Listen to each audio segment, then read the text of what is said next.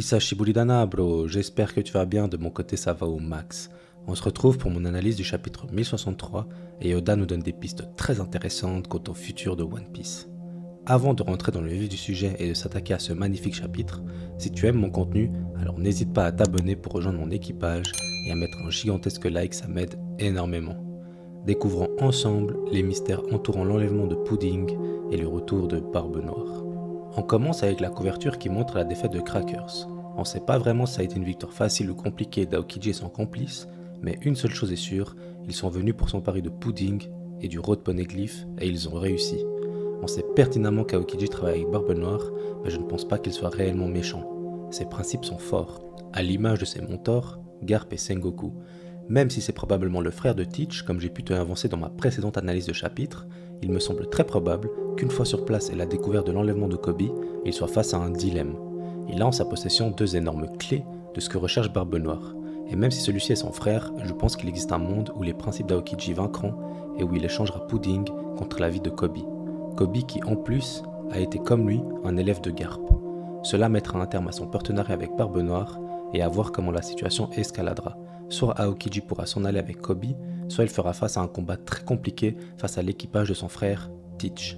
Il existe évidemment aussi le scénario où il pourra peut-être temporiser jusqu'à l'arrivée de Luffy venu sauver Koby. Il n'y a aucun doute sur le fait qu'avec Hermep aussi proche de Egghead et la panique totale avec laquelle il gère l'enlèvement de Koby, que celui-ci en parlera à Luffy lorsqu'ils se croiseront. À voir comment la situation va se développer, mais on fera peut-être face très prochainement au fameux combat entre Luffy et Barbe Noire. Surtout avec ce qu'il se passe autour de l'eau, mais ça je t'en parlerai un peu plus tard dans cette vidéo. Retournons voir du côté de Egghead ce qu'il se passe. Déjà, on observe des petits bonhommes qui se mettent à se balader autour de Luffy et les autres.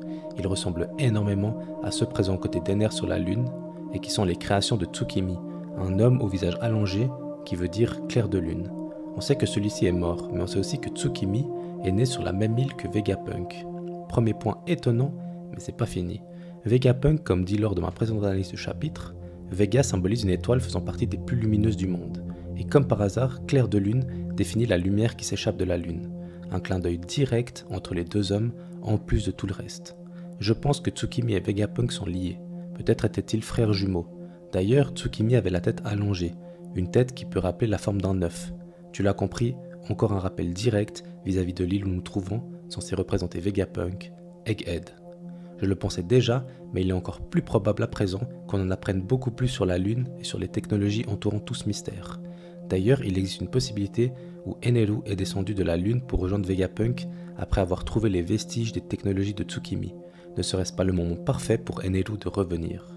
On enchaîne avec l'arrivée du nouveau pacifista et la preuve que Luffy a atteint un tout autre niveau. Il vient de s'habiller, est impressionné par tout ce qui l'entoure et malgré ça, son HDO détecte directement en avance l'attaque du pacifista. C'est un petit point léger du chapitre, mais qu'il faut quand même pointer du doigt. Luffy est un empereur et probablement le plus puissant de ceux-ci. Pendant cette fameuse scène avec le pacifista, Bunny annonce que Kuma est son père. Et je te le disais déjà la semaine passée qu'il y avait peut-être un lien indirect entre Bunny et Robin avec plusieurs arguments, mais la planche où Bunny pleure vient le confirmer et envoie un message très clair que c'est réel, tant les deux planches sont identiques. Et j'ai très hâte de découvrir ce qu'Oda nous réserve vis-à-vis du père de Robin.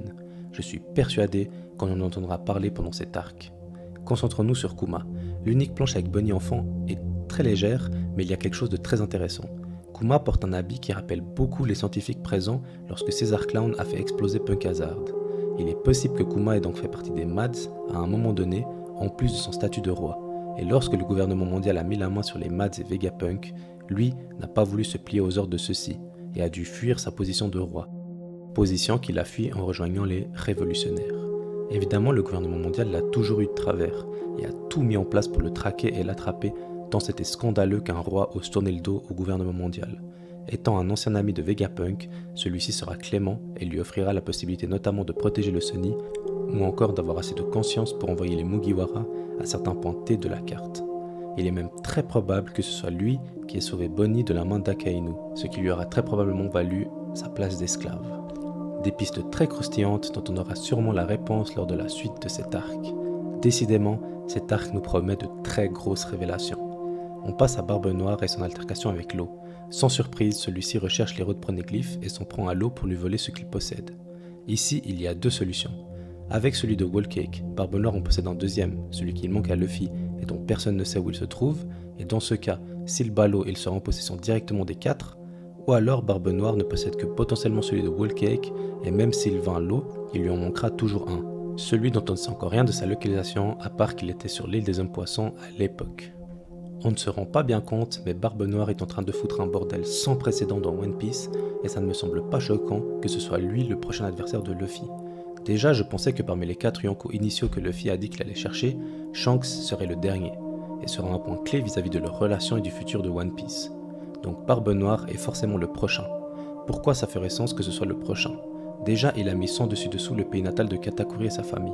Rien que ça déjà, ça peut amener Katakuri à le traquer pour se venger et récupérer Pudding.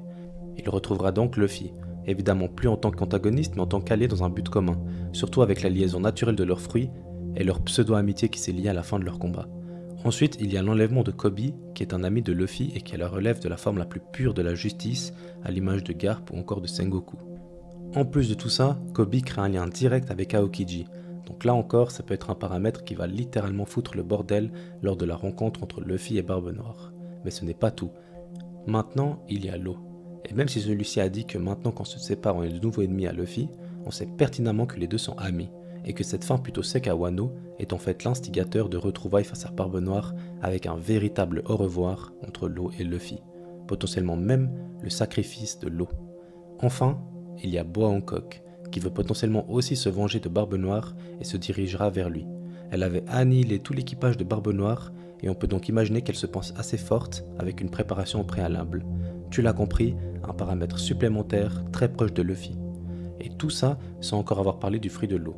Même si je pense que Barbe Noire et son équipage atomisent l'eau et le sien, je ne pense pas que c'est Teach qui tuera Trafalgar pour l'unique raison où son pouvoir a été tellement teasé et est tellement profond vis-à-vis de son passé que ça ne fait pour moi aucun sens que ce ne soit pas lui qui se sacrifie pour donner la vie éternelle à quelqu'un. Enfin, je ne pense pas que Barbe Noire puisse voler ou absorber les fruits des utilisateurs sans les tuer. Forcément, il meurt, et je ne peux pas imaginer l'eau mourir aussi bêtement que ça après tout le développement de son personnage, de son passé et de la liaison magnifique entre lui et son fruit. Il doit être l'instigateur du pouvoir de jouvence de son fruit.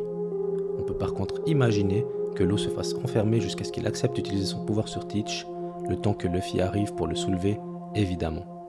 Il reste un léger mystère qu'on doit aborder. Et si le fruit que possède Burgess est celui de U-Rouge? Ça voudrait dire qu'il est mort et qu'Oda n'avait donc vraiment rien prévu pour lui. On peut imaginer un flashback, mais ça me choquerait pas qu'U-Rouge soit externe à la suite de l'histoire, vu que les mystères autour de la lune, selon moi, sont promis pour l'arc Egghead. Ça mène à plusieurs solutions. Soit on retrouve U-Rouge pendant cet arc avec des révélations et peut-être un lien avec Barbe Noire ou Vegapunk qui le fasse revenir et le rende intéressant pour l'histoire, soit il aura disparu à tout jamais lors de sa rencontre avec Marshall D. Teach. Qu'est-ce que t'en penses? C'est tout pour mon analyse de chapitre.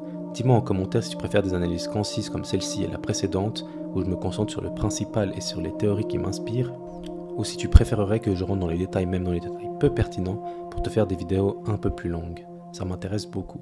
Si tu as aimé l'analyse, alors n'hésite pas à t'abonner, à partager la vidéo pour me soutenir et à me donner un maximum de force. On se retrouve en fin de semaine pour une nouvelle théorie. Prends soin de toi. Ciao ciao.